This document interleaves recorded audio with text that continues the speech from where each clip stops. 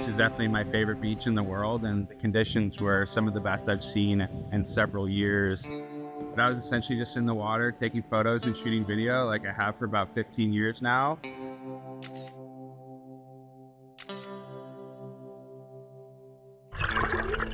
I saw a boat flooring it directly towards the shoreline, and yeah, didn't know exactly what was going on in the moment, but just started recording, and the boat looked like it was coming directly at me. So I swam a little bit south to just get out of the way. And sure enough, the boat just came directly onto the shoreline, and about 5 to 10 people just hopped out of the boat and started running towards the street. Illegal immigrants landing on Bluebird Beach. Migrants are waiting out at Hookah, the hot spring. Hundreds of migrants have been dropped off here in San Diego. San Diego sector of the border.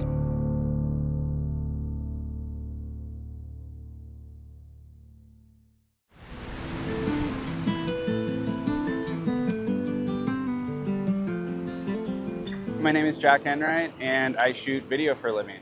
We're here at Marine Street Beach in La Jolla, and this is one of our most beautiful beaches here in San Diego. This is where the incident took place, right about here in the center, 8:30, 9 a.m. maybe, but just as beautiful as it gets. And I thought it was just like a fishing boat originally, but then it just started flooring it directly towards the shoreline, and that's when I knew something was happening. I mean, it was just chaos, honestly. The boat just flew right up. I don't even know if it was turned off, and everyone just jumped and started running. I knew what was going on. You know, I watched the news, and it looked like smuggling to me, human smuggling or drug smuggling.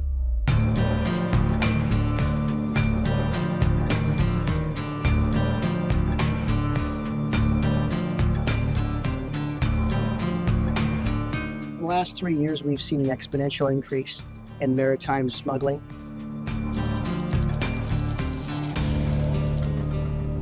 That happens all the time. I was out sailing with my family, and we saw a group of migrants all packed on a small boat. The boat actually capsized, and we had to throw them life preservers and try to save their lives. There were so many coming over. And if I'm seeing that in the harbor on the one time a year that I go out in the harbor, you know it's happening every single day.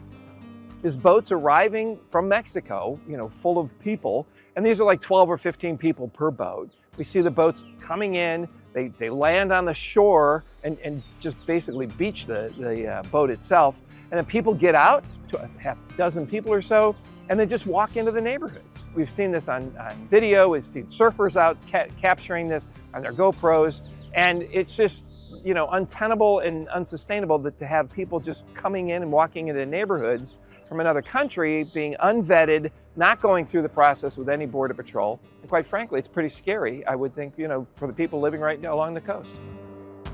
The safety aspects of maritime smuggling is the reason why it keeps me up at night.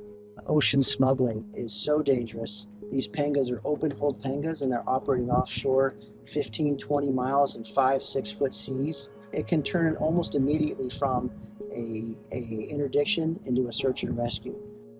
The smugglers have convinced migrants that the maritime environment is an easier route. In fact, it's not. We get more deaths in the maritime environment than we do in the land environment, more injuries. Last I checked, we were up to 24 migrants that have lost their lives in the maritime environment over the last 3 years. Because those smugglers, it doesn't matter to them if it's a pound of cocaine, a pound of meth, or a human. It's just a commodity to them. It's just money to them.